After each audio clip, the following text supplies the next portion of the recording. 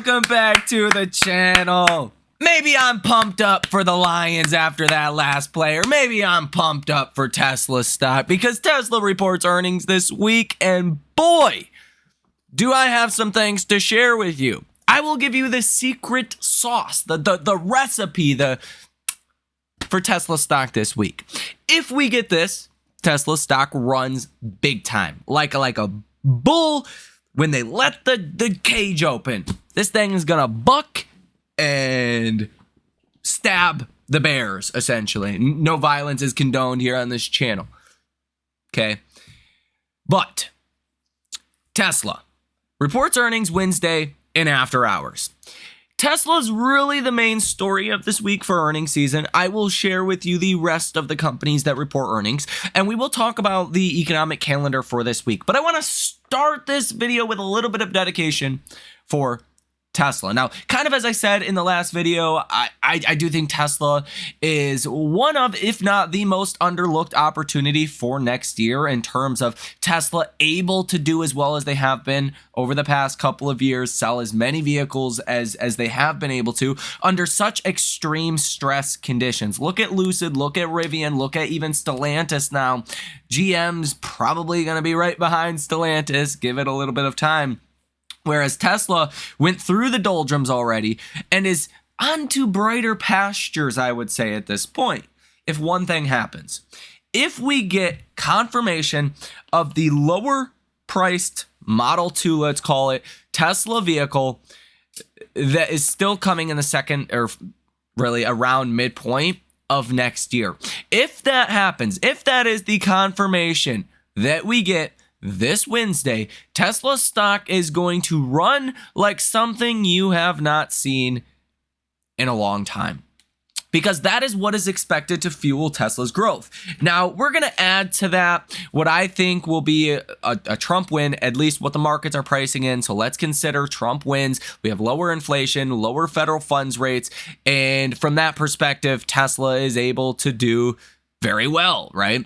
That's going to benefit Tesla a lot. And I think there can be a big refresh cycle coming, if we can use Apple's terminology, for Tesla vehicles. So as long as we get the Model 2 coming, I think everything else will fall in place. So I don't think you need to worry about that. I think that will happen in due time. Lower inflation, lower federal funds rates, the realization that neutral is not as high as the Fed thinks. The Fed is starting to creep up to about 3% neutral. I think neutrals really are like 1.5%, 2%. And I think by the midpoint of 2025, we're going to start to realize, oh crap, we could be fighting deflation here pretty soon, right? And from that perspective, as long as we get that Model 2 that's launching around midpoint next year, that's what's going to matter for Tesla. That's what's going to make 2025 a great year for Tesla. Now, we also need to acknowledge we kind of already know what Tesla's metrics are going to look like because we get Tesla delivery numbers. So revenue, free cash flow, some of these metrics, we kind of have a good understanding of what they should look like. Question is, what do margins look like? How much did Tesla's promotionary incentives affect margins? Did margins actually improve a little bit? That's what Wall Street will focus on, besides any guidance, besides, guidance for the lower price Tesla. That's the other thing that'll move the needle for Tesla. I think it is pretty clear at this point we are going to get confirmation for the Model 2 again by the midpoint of 2025. I think that in and of itself is going to send Tesla stock much higher, as well as I do think margins are probably going to come in a little bit better as well, incrementally positive. Are they going to be great? Probably not. Are they going to be a little bit better? Yes. And you can also see from a technical basis, Tesla stock is sitting still above that 100-day moving average, which has been that way for 1, 2, 3, 4, 5, 6 trading days ever since Tesla fell 9% following the Robotaxi event. That is a good sign for what to expect this week. The other good sign is Tesla short sellers have been covering on their short positions in large numbers, right? And that is not something you tend to see happen if we're going to be getting bad news. If we can expect a bad earnings, right? You want to look at what the activity is from big money because they tend to have a little bit more information than us. Call that for what it is. I guess that's the perks of running multi-billion or some cases trillion-dollar funds. You tend to kind of know things before retail investors. And even on Friday, you had 420,000 shares that were covered in Tesla stock. The amount of the short position has went down almost 40% in 3 months. That is crazy. Hedge funds and institutions, they're preparing for Tesla stock to rally in front of our eyes.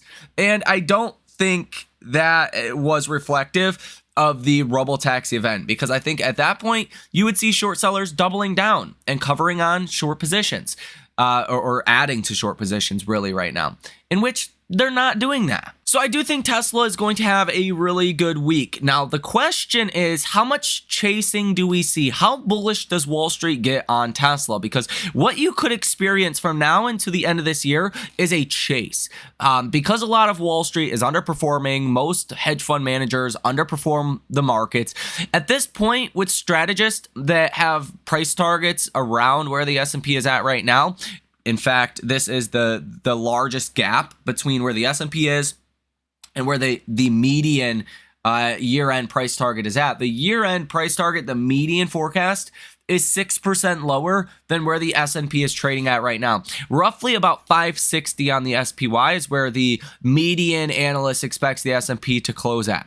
As we sit at almost, 585, you could start to see a pretty aggressive chase into year end. And that chase, if that includes Tesla, you could start to see a very large rally for Tesla stock. I do expect following Tesla earnings, you will probably get about 10% to the upside. That's kind of what Tesla tends to do on a bad earnings. It tends to fall 10%. On a good earnings, it can rally about 10%. Which I will tell you, by the end of this week, options markets are expecting Tesla can move $15.25 up or down. Divide that by 220, Tesla's current share price. That's expecting only about a 7% move. So a 7% move is expected between now and Friday, which I do think Tesla could move a lot more than that as long as we get confirmation of the Model 2 still coming by at least midpoint of next year. If Tesla delays that or pushes that back, then I would expect Tesla stock will sell off. So let me know your thoughts on Tesla specifically for this week. If you think Tesla's going to move higher or move lower. Now, I'm not going to do the full in-depth breakdown of the actual numbers and earnings estimates because we're still going to get more coming out from different Wall Street, fund managers and analysts.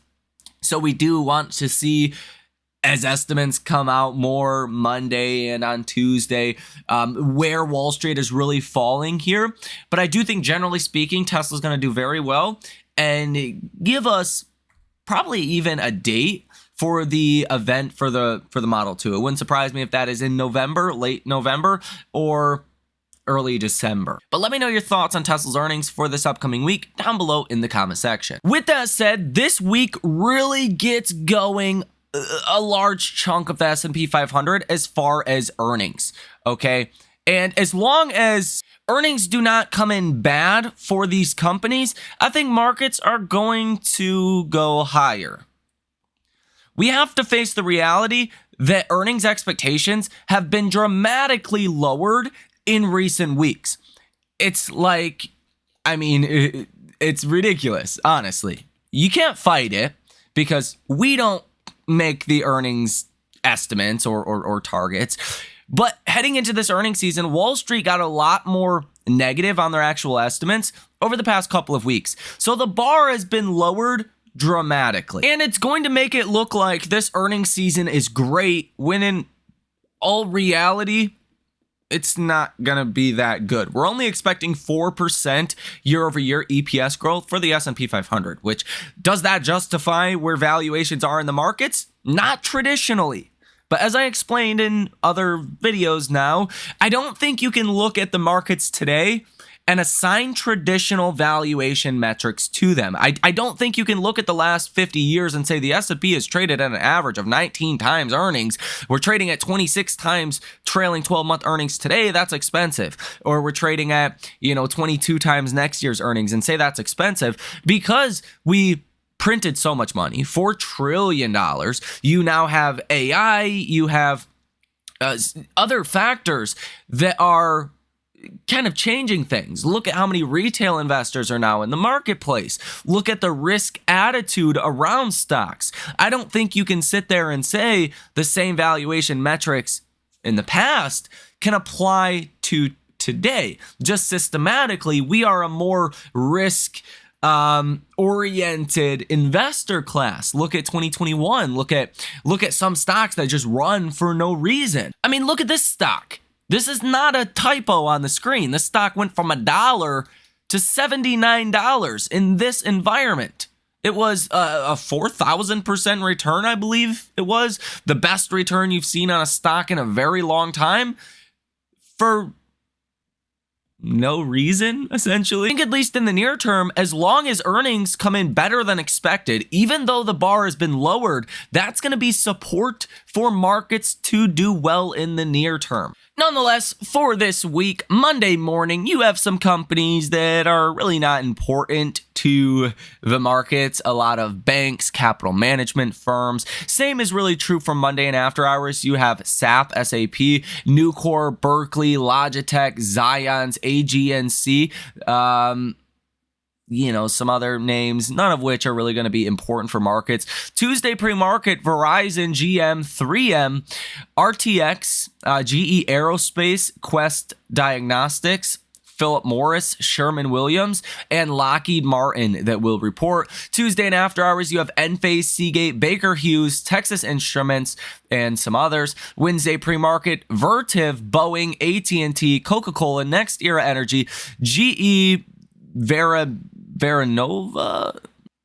Thermo Fisher, Boston Scientific, and General Dynamics. Wednesday and after hours, you have Tesla, Lam Research, IBM, Newmont, ServiceNow, QuantumScape, Viking, T-Mobile, Las Vegas Sands. Thursday pre-market, you have American Airlines, UPS, Southwest, NASDAQ, LKQ, Tractor Supply, Union Pacific, and a couple of others as well. And there's a lot of other names that also report earnings, but these are the ones that are, have the most analysts covering them, so on and so forth. Thursday and after hours, Dexcom, Decker Brands, Western Digital, Skechers, Boyd, Texas Roadhouse, Appfolio, and a couple of others. And then Friday, you have Colgate, New York Community Bank. I can't believe that bank is still operational. That's kind of crazy. Newell and Centene. Now, the big companies for this week, I think, are the ones that are cyclical, okay? UPS, that's going to tell us a lot. We had FedEx earnings. Those did not really paint the best picture. IBM, Lam Research, Vertiv, to a certain extent, they are all kind of grouped in that AI category. ServiceNow is going to be an important one, over $350 billion market cap name. That will also be important. Tesla is the largest cap company reporting earnings this week, but it's unclear if Tesla's actually going to move the broader markets. So again, as long as earnings do not come in as some kind of disaster, I think markets will do just fine. I mean, it's going to be hard to be a disaster when expectations are this low. And honestly, as Wall Street is chasing this market, I think that's a pretty powerful force. A lot of funds are saying, hey, this is seasonally entering the most bullish period of the year. We've underperformed the S&P. Now we want to leverage up a bit, get our returns up so we don't lose clients. That's kind of what you could start to see here, and why some people think we could even see 6,000 on the S&P before Thanksgiving. So in the near term, I don't think you want to bet against that, especially with earnings expectations that are this low. And really the big story of this week will be earnings, because if you look at the economic calendar, you really don't have anything for Monday. Fed Kashkari, Fed Schmidt, but that is it. Tuesday, you are going to get ECB President Lagarde that will speak, the money supply for September, Richmond Fed Manufacturing Index, Services Index, and Manufacturing Shipments Index, expecting those to be all negative, all super negative. Really, I don't think that's going to be a huge deal for markets at this point. Wednesday, you have Fed Bowman that speaks, existing home sales month over month, some oil data, Fed Barkin, Fed Beige Book that comes out at 2 p.m. The Beige Book, I do think, is something we want to watch. The Fed Powell kind of indicated that some of the data is just kind of bad recently, and the Fed Beige Book is kind of more of an accurate representation of what's actually going on in the economy right now. Now, Thursday, you're going to get initial jobless claims. That's going to be the biggest catalyst of this week. You're actually expecting that's going to go up from 241,000 last week to 245,000. Any large spike is going to be a problem for markets. So we'll see how that comes in. Could be a nothing event, or it could be a really bad event, just depending on, how high that number is. Now, you will get the S&P Global Composite PMI, Manufacturing PMI, and Services PMI that will also come out at 9:45 in the morning on Thursday. You do get new home sales month over month and for September as well, and the Kansas Fed Composite Index, Kansas Fed Manufacturing Index that are both expected to come in really negative. So Thursday's definitely going to be your biggest day as far as economic data, although it's really initial jobless claims that's going to move the markets the most. Now, on Friday, you're going to get durable goods orders month over month. You are expecting negative 0.9%. Last month was 0.0%. So that would be a negative month over month number. Wall Street's not going to like that if that happens, but I think the estimate is already pretty negative, right? You're expecting negative 1%. I think there's a chance, especially before the election, that this is probably going to come in a little bit better than expected. So I actually think Friday's durable goods orders might turn into a good catalyst for markets. Although if we come in almost negative 1%, Wall Street's probably not going to like that. So we'll see. But lately, we've had a lot of funky data, a lot of weird revisions, weird payroll reports, and, well, I don't think that's going to change, at least until the election is over with. Call me jaded, call me confused, call me crazy, but that's kind of the trend I've noticed recently. So as far as the markets this week, honestly, I think it's going to be a good week. I'm not concerned internally from my perspective because of the way we're set up for earnings. Earnings are going to look like they're great, even though they're not. Wall Street tends to move higher. The markets when earnings estimates beat, no matter where they're at. If it's a low bar or if it's a high bar, Wall Street just cares if you beat that bar. And we're going to beat that bar pretty handsomely. It's going to look like things are great. And that's probably going to move stocks even higher. As you do head into the seasonal period in the year, getting close to the end of the year, Wall Street's going to start chasing and trying to make up some of the returns that they missed out on earlier in the year by being underweight markets, by being defensive and not positioned in AI, so on and so forth. So let me know what you think about all of this information down below in the comment section. Hit the like button as well as subscribe to the channel if you have not done so already. You guys have a great rest of your day, and I will see you in the next one.